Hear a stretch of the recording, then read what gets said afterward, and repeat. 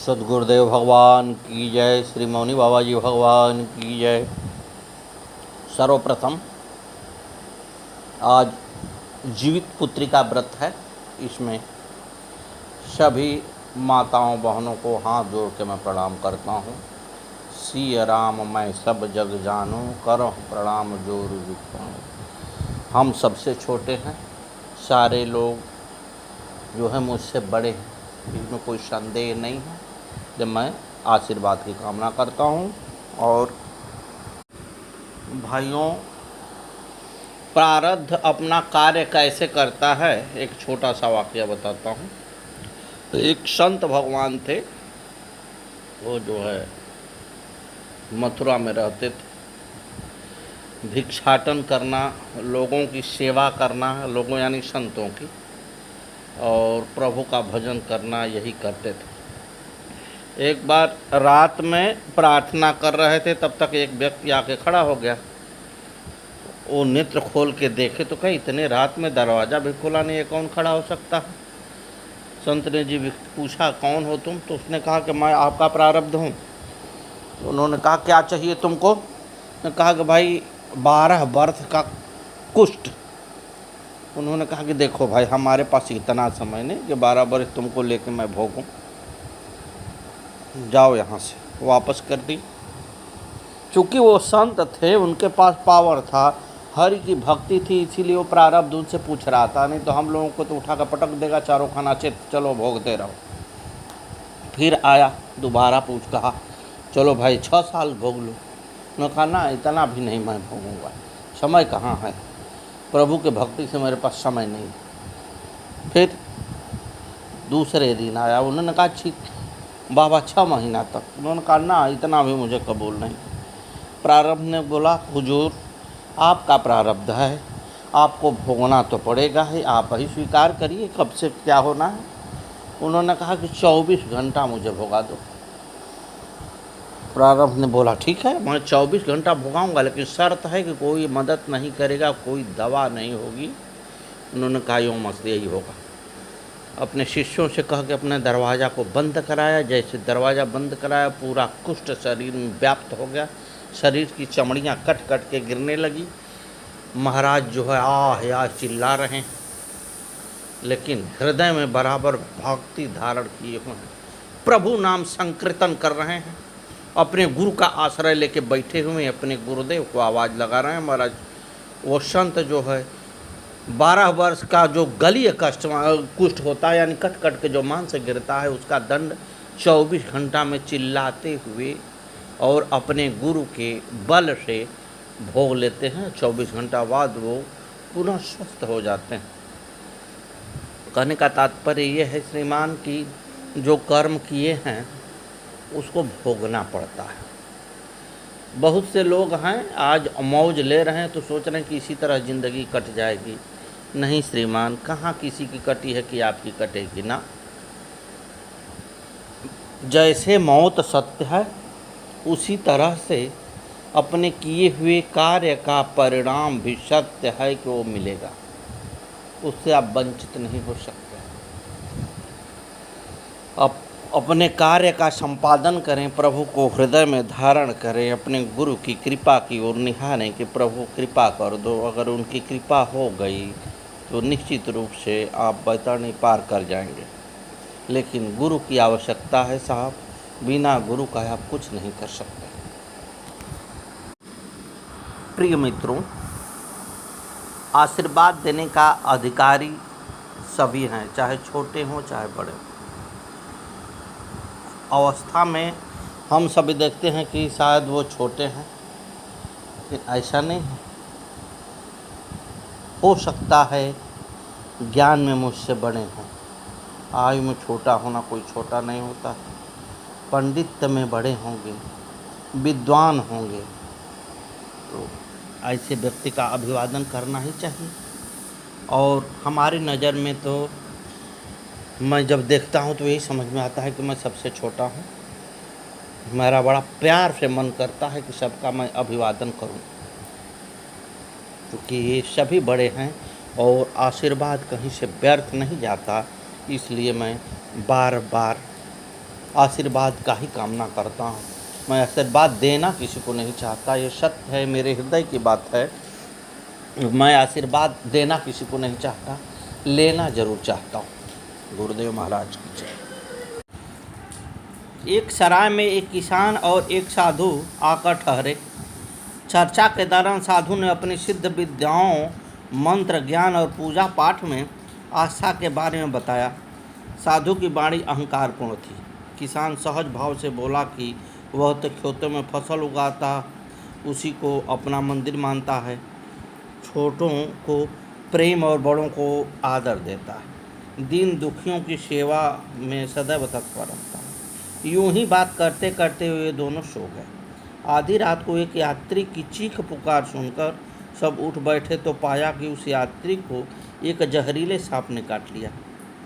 अन्य यात्रियों के अनुरोध पर साधु ने विष निवारक मंत्रोच्चारण प्रारंभ कर दिया, मगर उस यात्री की वेदना कम होती न देख किसान से रहा नहीं गया और उसने सांप के काटे हुए स्थान पर अपना मुंह रखकर उसका रक्त चूसना शुरू कर दिया।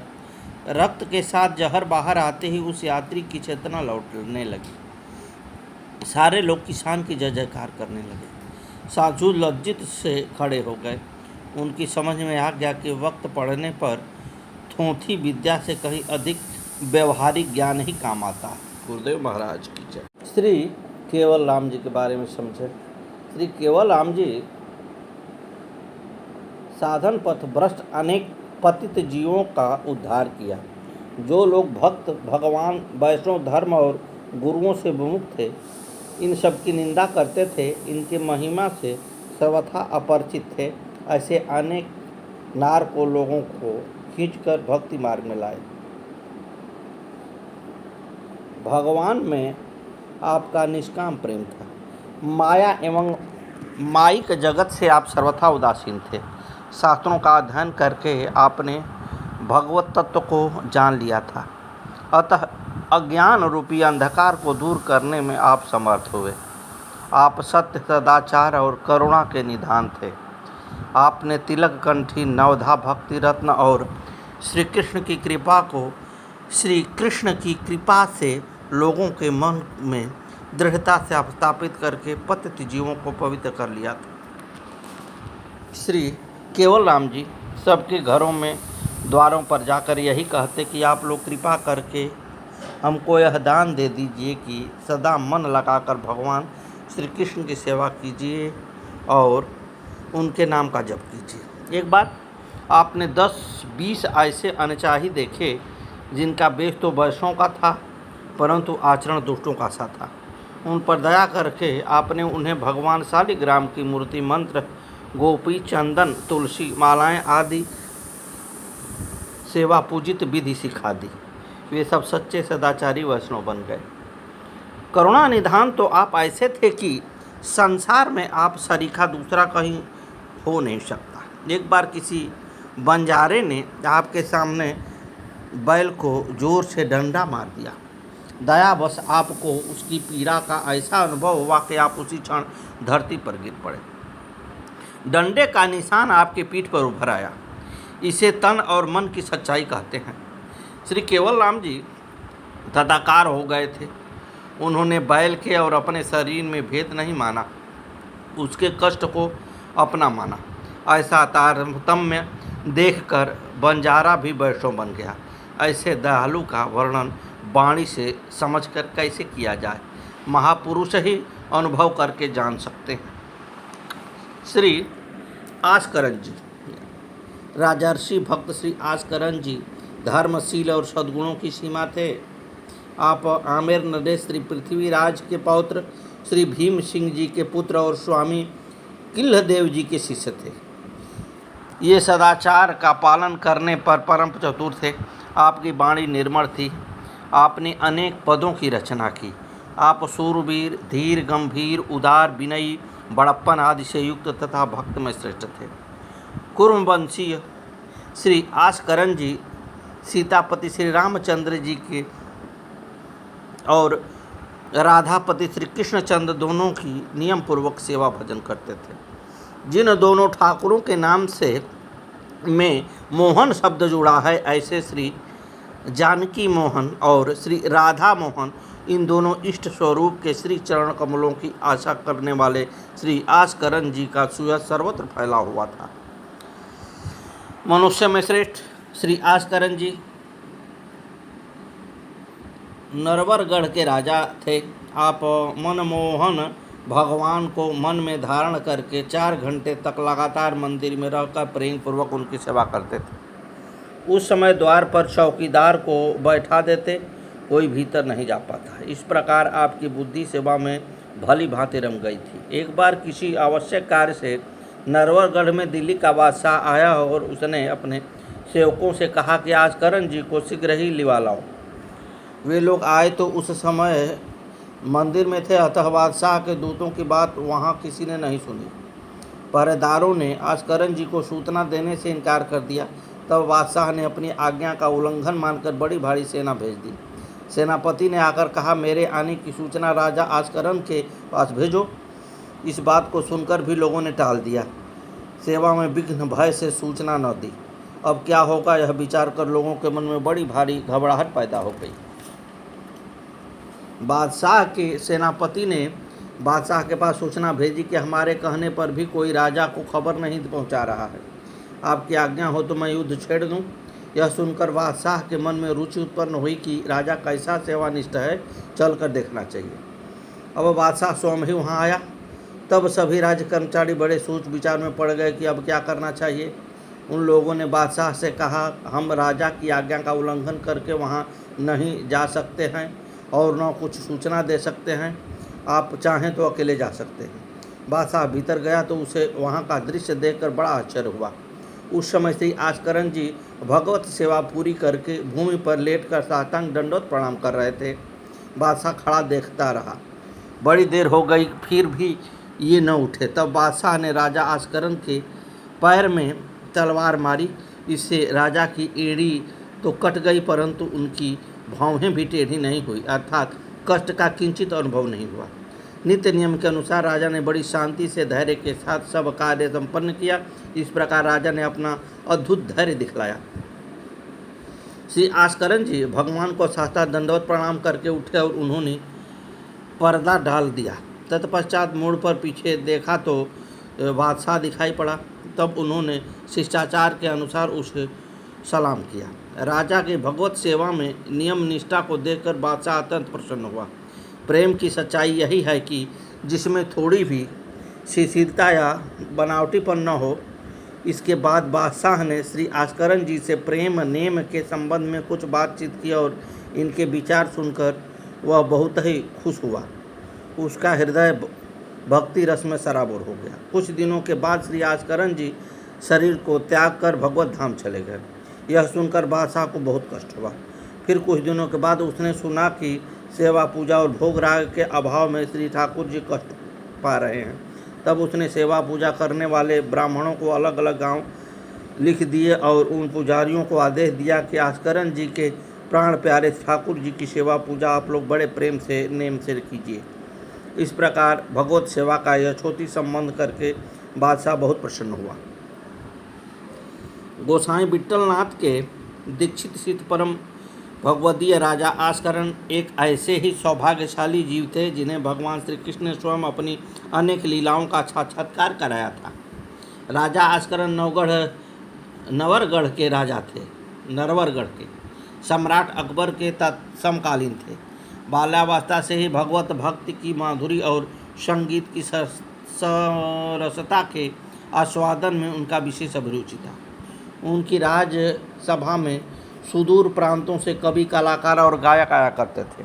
एक बार संगीत सम्राट तानसेन उनकी सभा में पहुंच गए। उनकी संगीत माधुरी में राजा आस्करण भाव निमग्न हो गए और मंत्रमुग्ध की तरह उनका विष्णु पद सुनने लगे। तानसेन श्री गोविंद स्वामी का पद गा रहे थे। भाव यह था कि शरद रात्रि की दिव्य ज्योत्सना में श्री कृष्ण राधा जी के साथ बैठकर रस भरी बातें कर रहे हैं। शीतल मंद सुगंध समीर बह रहा है।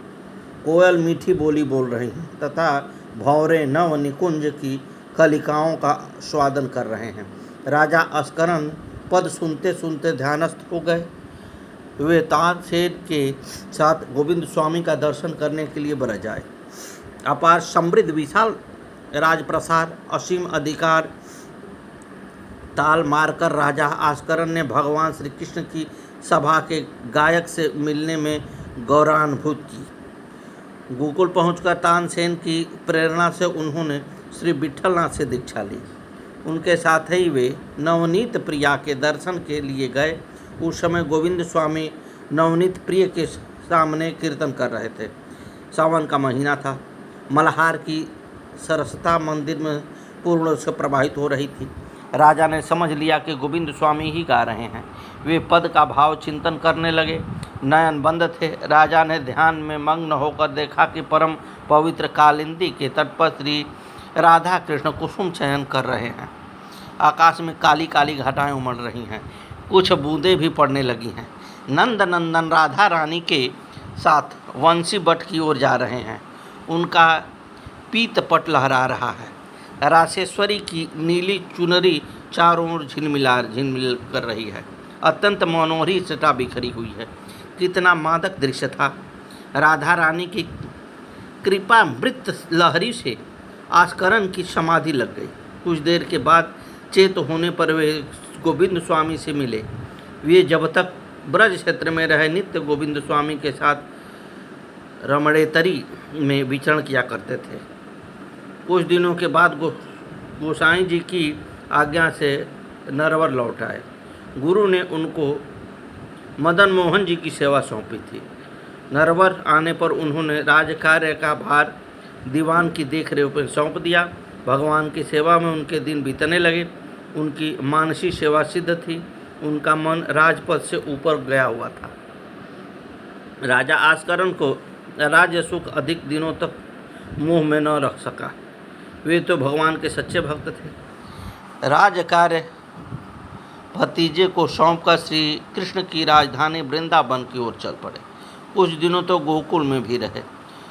उन्हें समय समय पर भगवान की लीला के प्रत्यक्ष दर्शन होने लगे। वे लीला दर्शन के अनुरूप पद रचना करके अपनी वाणी को भगवत रस में सींचने लगे। एक बार राजा आस्करन स्नान करने जा रहे थे। भगवान ने रमणेतरी में वंशी बजाई।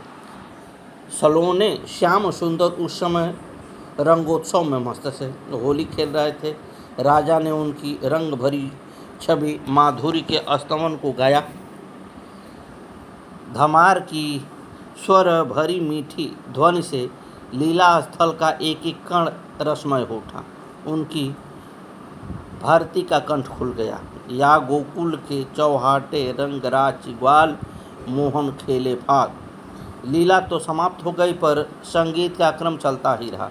वे 3 दिन तक अचेत पड़े रहे। उन्हें भगवत लीला का साक्षात्कार हो गया था। गोसाई जी ने उन्हें स्वतंत्र पूर्वक ब्रज भ्रमण की आज्ञा दे दी। वे उन्मत्त होकर भगवान की यश कीर्तन और लीला गान में दिन बिताने लगे। नयनों में भगवान की छवि बारुणी का ऐसा प्रभाव कि कटि प्रत्यंत करने पर भी वह न उतरा। खाने पीने की कुछ भी चिंता नहीं रहती थी। वे उच्च कोटि के रसिक भक्त थे महाराज। लीला रस मृत का पान ही उन्हें निश्चिंत कर देता था। एक बार वह यशोदा जी अपने बाल गोपाल की दूध पिला रही थी। सोने के कटोर में औटा दूध लेकर ग्वाल बालों की मंडली में खेलते हुए घनश्याम को नंद रानी दूध पिलाने के लिए बार बार बुला रही हैं। आस्करन जी के नयन इस पवित्र लीला का दर्शन करने में धन्य हो गए। एक समय उन्हें भगवान की शयन लीला का विचित्र दर्शन हुआ। उन्होंने देखे कि भगवान निकुंज में कोमल सैया पर अपने नयनों में मीठी नींद भरकर ऊँग रहे हैं। भगवान सो नहीं रहे हैं। भक्त का हृदय विकल हो उठा। उन्होंने मीठी वाणी में उनकी मनोहार करना आरंभ किया। भगवान भक्त की प्रशंसा के लिए सो गए।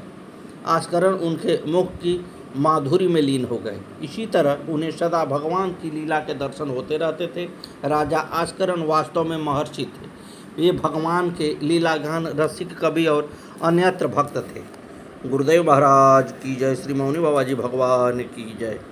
ये गान ये भगवान के भक्तों के चरित्रों का वर्णन जो भी माता बहन जो भी लोग हैं अगर रोज़ सुबह सुनते रहें तो निश्चित रूप से कष्ट से शीघ्र ही छुटकारा मिल जाएगा। न हो तो आप आजमा के देखें। ये स्वयं ही सभी जितने प्रभु के भक्त हैं वो प्रभुमय हैं, और प्रभु का जहाँ गुणगान होने लगता है वहाँ कष्ट शोक टिक भी नहीं पाता, आवाज़ सुन के भाग जाता है। भक्ति भक्ति भगवंत गुरु चतुर नाम बपुए, तिनके पद बंधन करो नाशहि विघ्नयने। श्री अमांडवी उर्मिला श्रुत कीरत बरबाम, चार सुमन चारु रतन तुलसी करत प्रणाम। शेष आप सभी को जीवित पुत्र का व्रत की ढेर सारी शुभकामनाएं। आप सभी प्रसन्न रहें, खुश रहें, श्री हरि की कृपा हो, आपके सद्गुरु की कृपा हो। इस तरह से अपने कथा को मैं विराम देता हूँ और आप सब